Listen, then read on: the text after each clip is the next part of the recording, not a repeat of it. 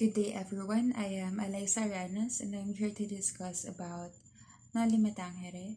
But first, let's try to look into its background, specifically its author, Dr. Jose Rizal. Jose Protasio Rizal Mercado y Alonso Realonda, or also known as Dr. Jose Rizal, was born on June 19, 1861 in Calamba, Laguna, who eventually died on December 30, 1896, when he was 35 years old, as well known because of the execution. And some of his notable works are To the Filipino Youth, Goodbye to Leonor, To the Young Women of Malolos, Pundiman, Junto al Pasig, Noli Me Tangere, which we are about to discuss, El Filibusterismo, and Mi Ultimo Adios. Now we won't be dwelling too much on Dr. Rizal, but instead to his work Noli Me Tangere. Noli Me Tangere, also known as Touch Me Not, can sometimes be known as the social cancer, which, according to Rizal, is a disease that conveys the condition of the Philippines during that time. So Noli Me Tangere was written in Spanish and was proposed on June 2, 1884, and was eventually finished in December 1886. It was published in 1887 in Berlin, Germany, with financial aid from Maximo Vola, and has initial number of copies 2,000. It was then sent to friends in Madrid, to Ferdinand Blumentritt, one of his trusted mentors, and to the Philippines. Now, of course, the novel weren't easily distributed among the Filipinos because of the strict censorship implemented by the Spaniards. It was Jose Maria Basa, considered as the hero smuggler of the propaganda movement, who used his connections to arrange Hong Kong Manila trips, which became the way for subversive and anti-friar pamphlets to reach the hands of the Filipinos. Unfortunately, it also reached the Archbishop of Manila, Monsignor Pedro Payo, who later sent it to Father Recto Gregorio Echevarria of the UST for examination. The report was finally handed over to Governor General Emilio Terrero, where it was stated that the novel was heretical, impious, and scandalous. Noli Me Tangere contains 63 chapters and an epilogue, but one of its chapters was not included due to this problem with the publication. Now let's try to see the cover. Just one look at the cover and it already tells us every bit of what's in the novel. Rizal also purposely designed the title to be placed diagonally so that it can be divided into an upper and lower triangle that will be discussed further. The upper triangle represents Rizal's past life, while the lower triangle represents Rizal's current situations as he was writing the novel. Now focusing on the upper triangle of the cover, here we can see a silhouette of a Filipina who was believed to be Maria Clara, or as the Inang Bayan, to whom Rizal dictates the novel. In one of the related scenes in the novel was the scene when Padre Cura saw the silhouette of Maria Clara in her aunt's house, which has eventually a great impact in the novel because, as we all know, Padre Cura has a liking to Maria Clara, which eventually led to some conflicts in the story. We could also see here the cross or the crucifix, which represents the Catholic faith as it rises above Inang Bayan and the Filipinos. Thus, it somehow shows dominance, like how it became the medium for the Spaniards to eventually dominate the country or to rule over us. It also symbolizes sufferings and death. We also have here the pomelo blossoms and laurel leaves. Pomelos are used to scent their air commonly during prayers and cleansing rituals. Laurel leaves, on the other hand, are used as crowns during Greek Olympics for honoring the best. They represent faith, honor, and fidelity, which are the values Rizal has prized to be embodied by the Filipinos. The next would be the burning torch, refers to the Olympic torch, and pertains to the awakening of the Filipino consciousness. It also sheds light to the text of the manuscript. It represents a phrase that could possibly mean everything to every single suffering Filipinos. The rise of the revolution is now at hand. Next, we have the sunflower, which has a unique behavior called phototropism or the response to light. It appeared in many ancient myths and is viewed as a symbol of loyalty and constancy. It symbolizes a new beginning and is compared to the happiness of which appears to be always bowing down. Or it could be also related to how rather most of the Filipinos think that their happiness would be at ease or they will have happiness as long as they bow down to the Spaniards. Now going to the lower triangle of the novel, we have here the fit, which symbolizes the power of the friars. It was placed on the base of the triangle as foundation because without the friars, the Filipinos cannot stand on their own. We also have here the shoes, which represents wealth, and also the footprints left by friars in teaching Catholicism. The hairy legs symbolizes the legend of the wolf. The wolf shape shifts just like how friars hide their true nature and character. And as the novel progresses, we'll be able to interpret why the feet, shoes, and the hairy legs would represent the friars. You can also see here the helmet of a Guardia Civil, which represents the arrogance of those in authority. The next would be the whip, which represents the abuses and cruelties done by the Spaniards and friars, as depicted in the novel. The flogs or disciplina is used for self-flagellation, just like the whip. This also symbolizes the cruelties of the Guardia Civil. The chain then symbolizes the slavery and imprisonment. We could also see here Rizal's signature, which shows that Rizal experienced and witnessed the ills and abuses that happened during this time. Lastly, the bamboo stalks represents Filipino resiliency. Despite the sufferings, Filipinos can still stand tall and firm. But why would these objects be placed on the cover of Noli Me Tangere? Let us now find out through the plot and the summary of the novel. Now here are some of the characters in Noli Me Tangere. First, we have Juan Crisostomo Ibarra.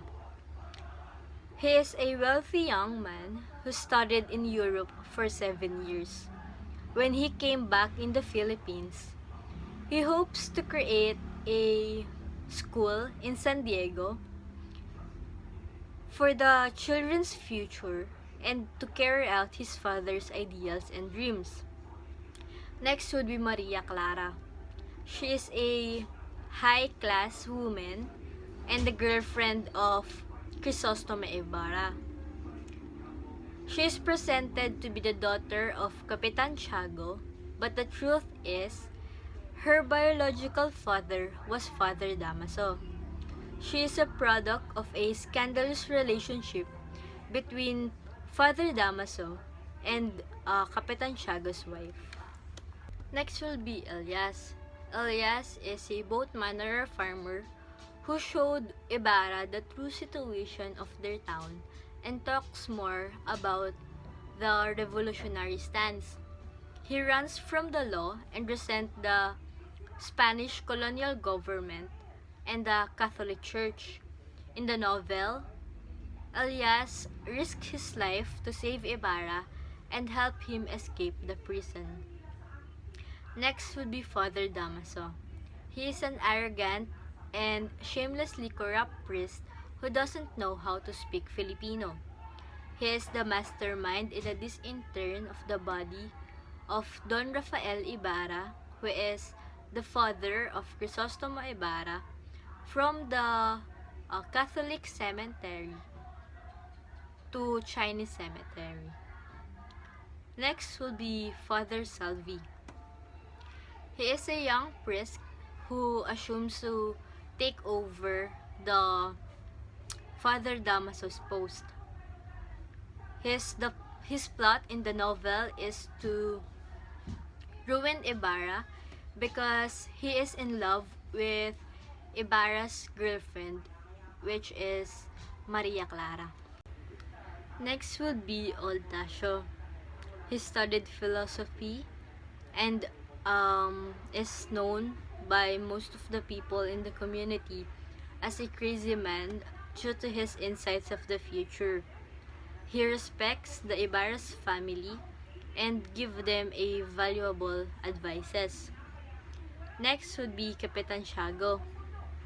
He is a native-born Filipino who have no respect for religion and shamelessly insults his own people.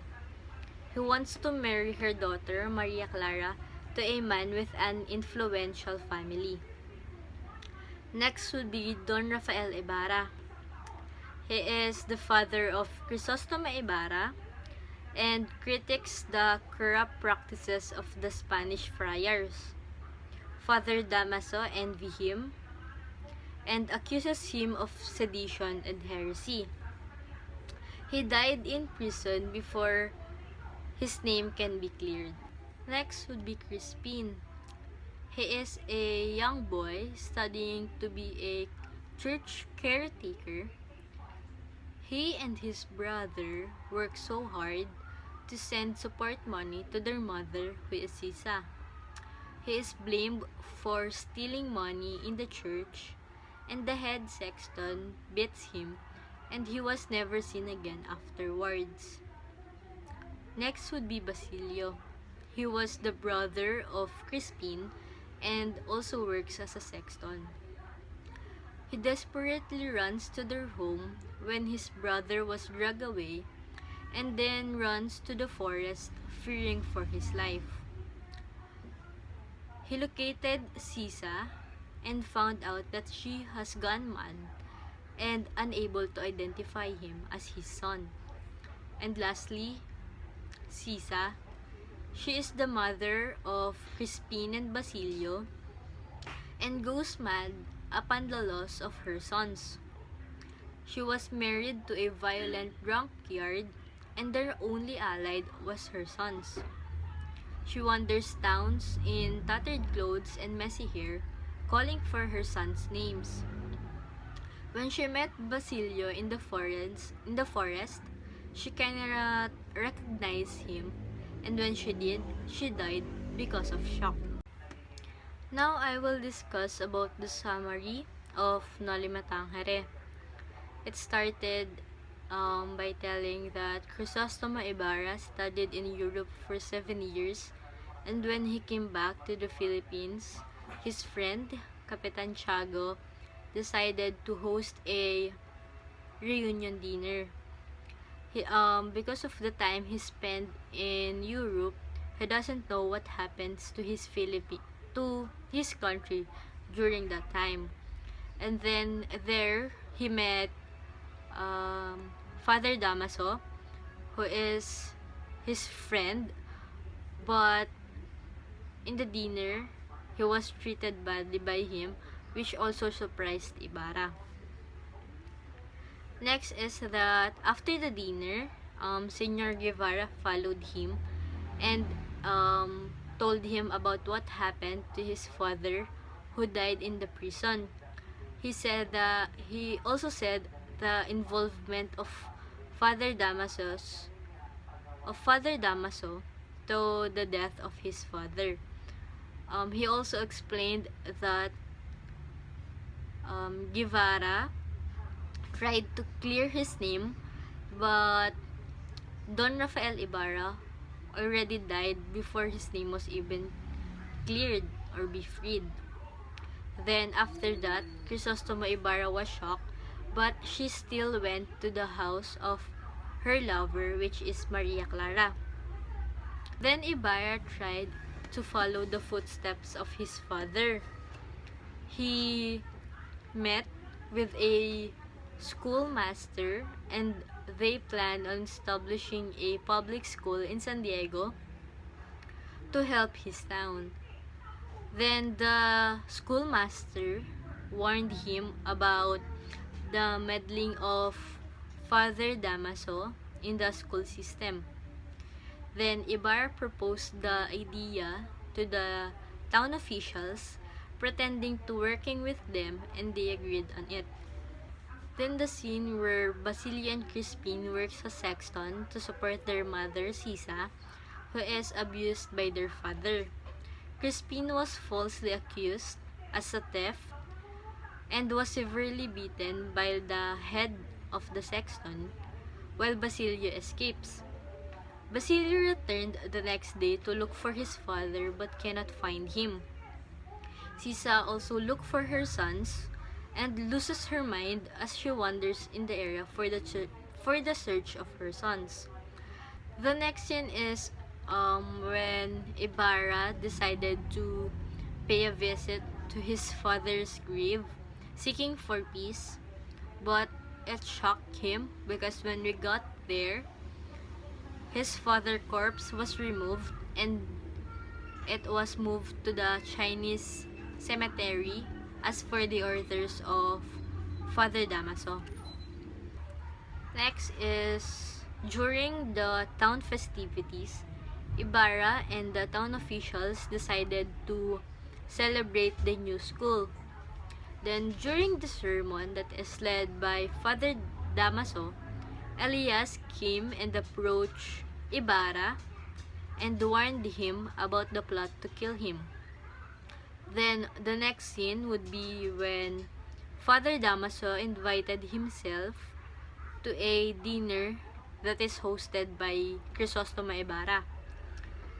He then insults the indigenous Filipinos and Don Rafael Ibarra specifically, which made Crisostomo Ibarra furious, and he punches Father Damaso, and Maria Clara stopped him before he could kill the priest. The next thing that happened is Ibarra became excommunicated and Maria Clara fall ill, and she was re-engaged with another man.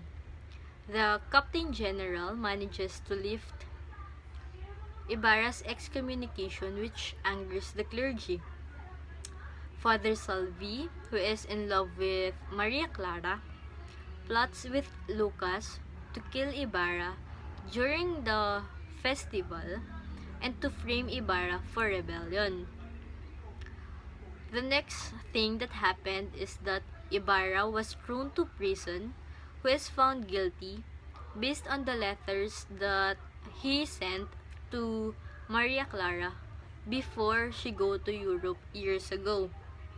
Elias rescued him by breaking him out of prison and taking him to Maria Clara.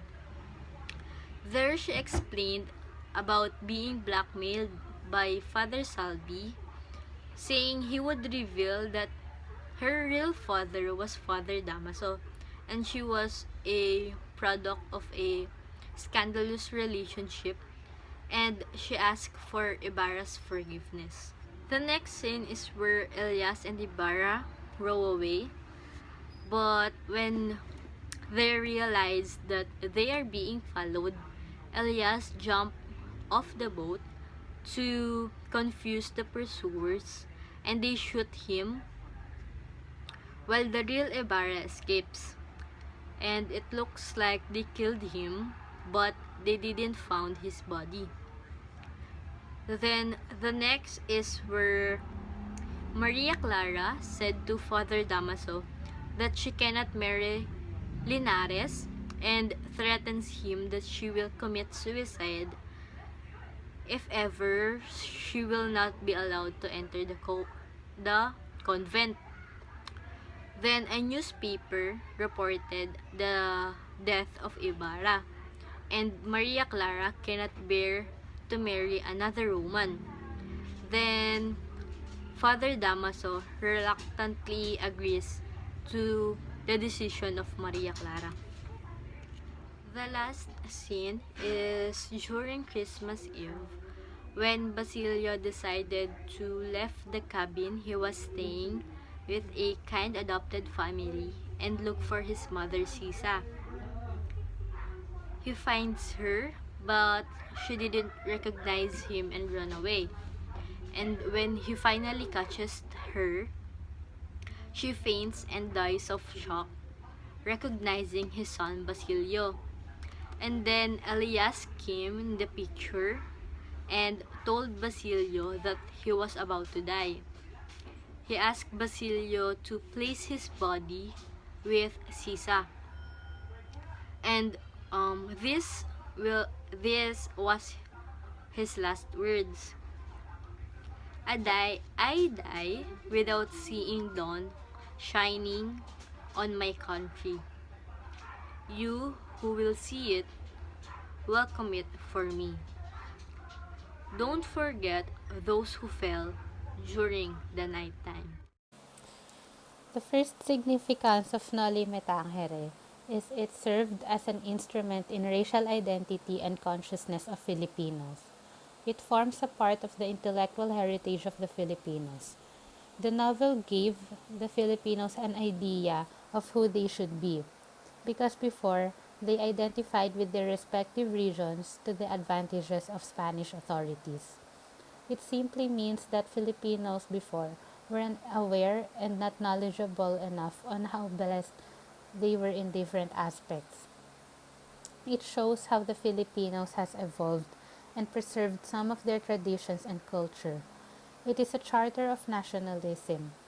It calls on the Filipino to recover his self-confidence, to appreciate his own worth, to return to the heritage of his ancestors, and to assert himself as the equal of the Spaniards. Second is, it lampooned and exposed the Spanish colonial system.